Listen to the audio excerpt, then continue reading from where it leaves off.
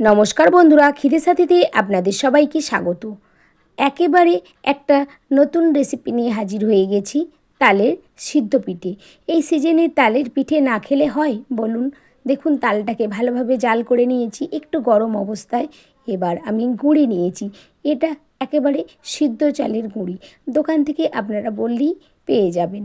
তো এবার গরম তালটাকে দিয়ে আমি মাখবো। গুঁড়ির মধ্যে অল্প পরিমাণ নুন ছড়িয়ে নিয়েছি, আর কিছুই লাগবে না।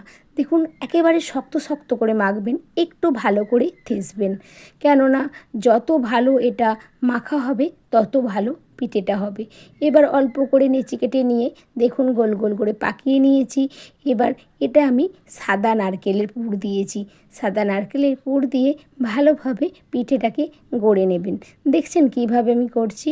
এভাবে সমস্ত পিঠেগুলোকেই আমি গড়ে নেব। একটু টাইম ধরে করবেন, আর ভেতরের খোলটা একটু বড় করবেন। যত ভালো খোলটা বড় করবেন তত ফাঁপা হবে পিঠেটা। দেখুন, সমস্ত পিঠেগুলো আমার পাকানো হয়ে গেছে। এবার আমি এটা একটা চাপা দিয়ে রেখে দেবো। একটু ভিজে চাপা দিয়ে রাখবেন, তাহলে পিঠেটা একটু নরম থাকবে।